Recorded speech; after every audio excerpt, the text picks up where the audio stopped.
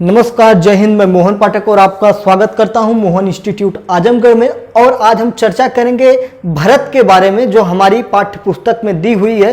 कक्षा 8 के पाठ्य पुस्तक और लेसन नंबर 3 पाठ 3 में ये दिए हुए हैं। हमारे बीच में है भरत। अब ये भरत कौन से हैं? तो ये आपके प्रभु श्री राम भरत हैं, मतलब प्रभु श्री राम के भाई भरत हैं। उनके बारे में ये घटनाक्रम है। तो ये बहुत ही छोटा सा लेसन है, एक ही पेज का है, सिर्फ एक पेज का है।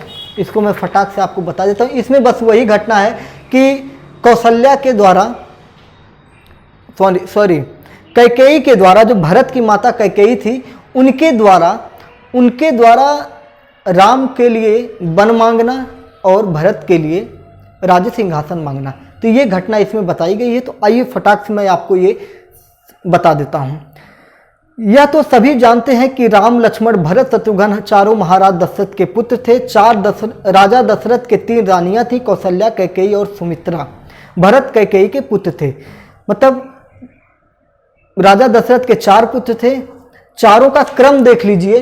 राम सबसे बड़े थे, फिर उसके बाद भरत थे, फिर लक्ष्मण थे, फिर शत्रुघ्न थे। मैंने इसको पहले से ही लिख दिया है। सब लोग सोचते हैं कि राम लक्ष्मण हमेशा कहा जाता है, तो सबको लगता है कि राम बड़े थे, फिर लक्ष्मण थे, फिर भरत थे, फिर राम, लक्ष्मण, भरत, शत्रुघ्न। तो ये सीक्वेंस याद करिएगा। राम, भरत, लक्ष्मण, शत्रुघ्न।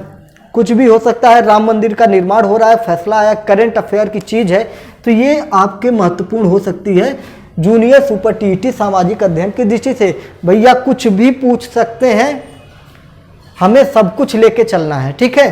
तो ये आप ध्यान में रखिएगा। राम सबसे बड़े थे, शत्रुघ्न सबसे छोटे थे, भरत तीसरे नंबर पर थे और लक्ष्मण जी दूसरे नंबर पे थे। मतलब भरत जी दूसरे नंबर पे थे, राम पहले नंबर पे थे, भरत दूसरे नंबर पे थे, लक्ष्मण तीसरे नंबर पे और शत्रुघ्न चौथे नंबर थे। मतलब राम, भरत, लक्ष्मण, शत्रुघ्न, लक्ष्मण और शत्रुघ्न एक साथ, राम और भरत एक साथ। तो चलिए आइए। राम 4 भाई थे, दशरथ के 4 पुत्र थे, 3 रानियां थीं, कैकेयी, सुमित्रा और कौशल्या। भरत की माता का क्या नाम था? कैकेयी था। भरत की माता का नाम कैकेयी था। आगे देखते हैं क्या है। कैकेयी के कहने पर राम जी को वन भेज दिया जाता है। राम के वन जाने के पश्चात दशरथ की मृत्यु हो गई। उसी समय भरत बुलाए गए। भरत उस समय अपने नाना के यहाँ गए थे। कैकेयी के कहने पर उन्होंने दशरथ जी से कुछ वचन लिए थे, उन्हीं वचनों को मांग लिया और उसमें एक में मांगा भरत को सिंहासन और राम को राज्य सिंहासन। जैसा आपको कहानी पता ही है, और जिन बच्चों को नहीं पता तो वे इतना पढ़े, फिर रामलीला देखें अपने गांव का, रामायण पढ़ें, तो फिर कभी डीप में हम उनको इन चर्चाओं को बता देंगे। अगर जो कक्षा 8 का बच्चा देख रहा है, आपकी किताब में जो दिया है बेटा, मैं उस हिसाब से पढ़ा दे रहा हूँ। बाकी जो परीक्षा की दृष्टि से हमारे अध्यापक महोदय आप लोग देख ही रहे हैं। जब उन्होंने सुना, भरत जी अपने नाना के यहाँ थे, तो जब दशरथ जी की मृत्यु हो जाती है तो मंत्री जाते हैं उनको बुलाने के लिए, और उनको पता चलता है जबकि हमारे पिता नहीं रहे और हमारे भाई रामचंद्र जी को वन भेज दिया गया है। तो उसके बाद क्या होता है, और जब उनको ये पता चलता है कि उनकी माता ने उनको भेजा है, तो उनके मन में क्या चलता है ये घटना देखिए। तो वह बहुत दुखी होते हैं और उन्होंने यह सोचा कि लोग सोचेंगे कि सिंहासन के लालच में भरत भी इनमें मिल गए होंगे, यद्यपि उनकी यह संख्या निर्मूल थी। वह सोच रहे थे कि मेरी माता ने ही रामचंद्र जी को वन में भेजा है, तो क्या भरत भी इसमें मिले हुए हैं? भरत राज्य के लालच में, सिंहासन के लालच में अपने भाई को वन में भिजवा दिया। यही सब सोच के दुखी हो रहे थे। बाकी इनकी यह जो संख्या थी काफी निर्मूल थी, ठीक है। दशरथ के अंतिम संस्कार से संबंधित कार्य होने के बाद लोगों ने उनसे अनुरोध किया कि राजा दशरथ के प्राण त्यागते समय ही यही आज्ञा थी कि आप अयोध्या के राजा बने, इसलिए राजकाज संभालिए और प्रजा का इस प्रकार पालन कीजिए कि वे सुखी हों। मुनियों ने, विद्वानों ने, रानियों ने उन्हें समझाया, परंतु भरत नैतिक दृष्टि से इसे बहुत अनुचित समझते थे। सिंहासन का अधिकार सबसे बड़े पुत्र का होता है, राम सबसे बड़े थे। कहने का तात्पर्य है कि लोग उनसे कहते हैं, जब राजा दशरथ का अंतिम संस्कार वगैरह सब कुछ कंप्लीट हो जाता है, तो उसके बाद लोग समझाते हैं कि सिंहासन खाली है, भरत जी आप इस पर बैठिए, आपके पिताजी की इच्छा थी। तो भरत जी कहते हैं कि इस पर मैं कैसे बैठ सकता हूँ, ये न्याय संगत नहीं है, नीति के हिसाब से नहीं है, हमारा धर्म इसकी इजाज़त नहीं देता है। कहते हैं कि राज्य का जो सबसे बड़ा राजकुमार होता है उसी को राज्य का सिंहासन मिलना चाहिए। तो इस हिसाब से प्रभु श्री राम बड़े हैं, मतलब कि उस वंशावली में जो उस समय का वंशावली चल रहा था, उस समय राज्य के सबसे बड़े बेटे को राजा बनाया जाता था। ये बात आपको जाननी चाहिए। उन्हें वन में भेजकर दूसरा उनका सिंहासन हड़प ले, यह कैसे हो सकता है? सब लोगों ने यह भी समझाया कि यह तो पिता की आज्ञा है, इसका पालन करना चाहिए। ऐसी अवस्था में सिंहासन पर बैठना अन्याय नहीं समझना चाहिए, किंतु भरत ने उन लोगों की बातें नहीं मानी। लोगों ने उनको समझाया कि सिंहासन खाली है और ये आपकी पिता की ही आज्ञा है, तो इसको आपको मानना चाहिए और ये न्याय संगत है, क्योंकि आपको महाराज के द्वारा नियुक्त किया गया है, तो आप इस पर बैठ सकते हैं, ये न्याय के हिसाब से। फिर भी भरत इन लोगों की बातें नहीं मानते हैं। बड़े अनुनय विनय के साथ उन्होंने लोगों से प्रार्थना की कि मुझे राम से भेंट करने की आज्ञा दी जाए, और उन लोगों से आज्ञा प्राप्त कर वे रामचंद्र से भेंट करने वन में चले गए। लोगों से वो बड़े विनम्र भाव से कहते हैं कि मुझे आज्ञा दे दीजिए, मुझे जाना है, मुझे प्रभु श्री राम से, अपने बड़े भाई से मुलाकात करनी है। इसके बाद वो वन चले जाते हैं। वन में क्या होता है, अनेक वन में घूमते, लोगों से पूछते, नदियों को पार करते हुए उस पहाड़ पर पहुंचते हैं जहां पर भगवान राम थे। राम को जब यह समाचार मिला तब सब कुछ छोड़कर वे सामने पहुंचे। भरत उनके चरणों में गिर गए। भरत ने जिस प्रकार से विनती की, सारा दोष अपने सिर पर मढ़ लिया। जिस ढंग से क्षमा याचना की, वह ऐसा उदाहरण है जिसकी तुलना दूसरा उदाहरण संसार में नहीं मिलता है। भरत जी नदियों, पर्वतों, तालाबों, पोखरों, पहाड़ों को पार करते हुए, लोगों से पूछते हुए वहां पर पहुंच जाते हैं जहां पर प्रभु श्री राम जिस पहाड़ पर अपनी कुटिया बनाकर रहते हैं, वहां पर पहुंचते हैं। जब राम को यह पता चलता है कि मेरा भाई भरत आया, तो दोनों दौड़ते हुए जाते हैं और गले लग जाते हैं। गले लगकर अपने दुख को प्रकट करते हैं और रामचंद्र जी पूछते हैं कि कैसे आना हुआ, तो उन्होंने बताया कि ऐसी ऐसी घटना है। और भरत ने कहा कि जो घटनाक्रम हो रहा है, जो ये सब हो रहा है, सबका पापी मैं हूँ, मैं दोषी हूँ।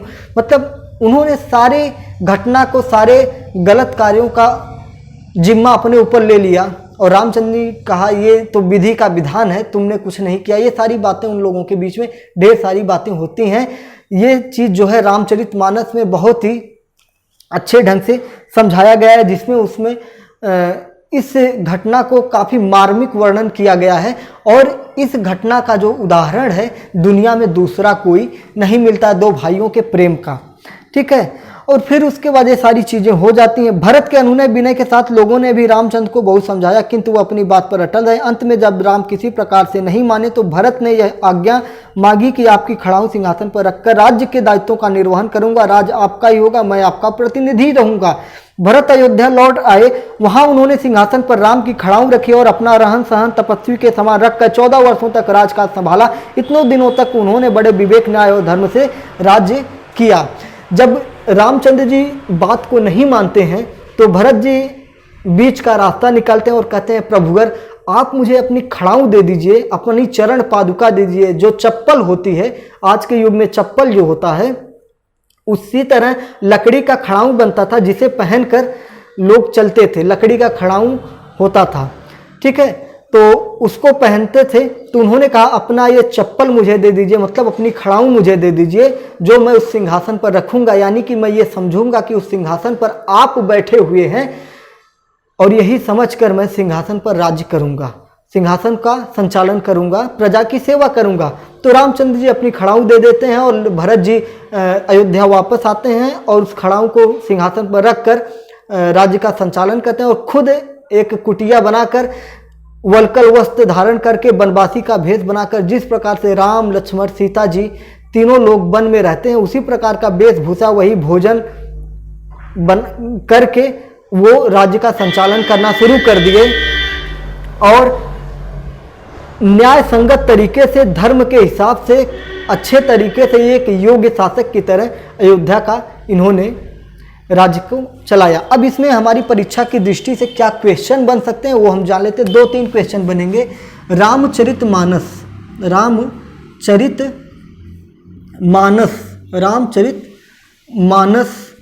मानस की रचना किसने की? रामचरितमानस की रचना किसने की? तो तुलसीदास ने। ठीक है, तुलसीदास ने रामचरितमानस की रचना की, इसकी भाषा क्या है?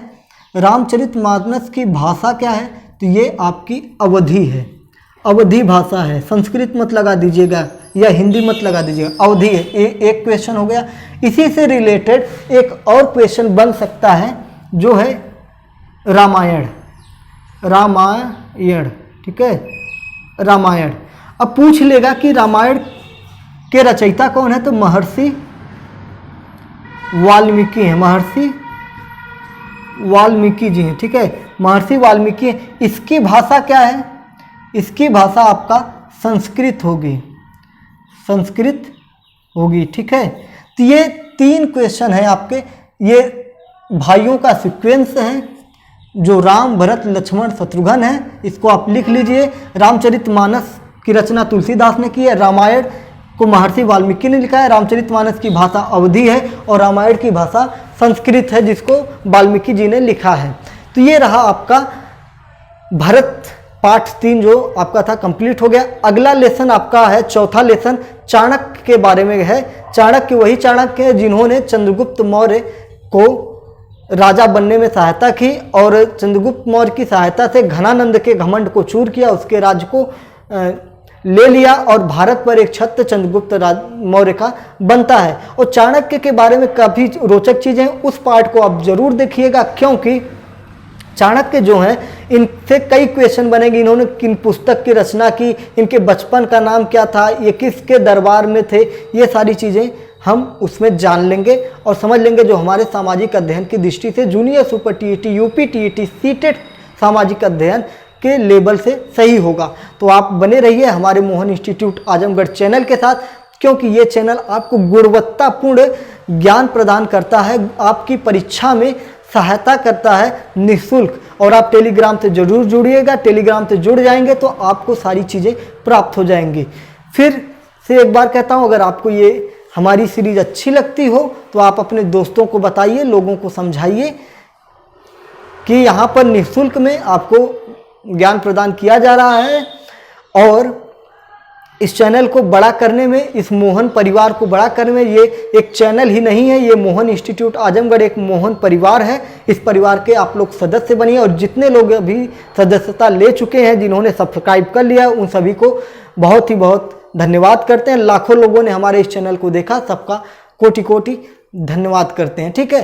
तो आप चैनल से बने रहिए और चाणक्य को जरूर पढ़िए। पिछले जो हमने इस सीरीज का प्लेलिस्ट बना दिया है, प्लेलिस्ट में जाइए आप, वहाँ से कक्षा 8 का महान व्यक्तित्व का प्लेलिस्ट में जाइए और सारे वीडियो आप देखिए, सारे लेसन हम उसमें डाल देंगे।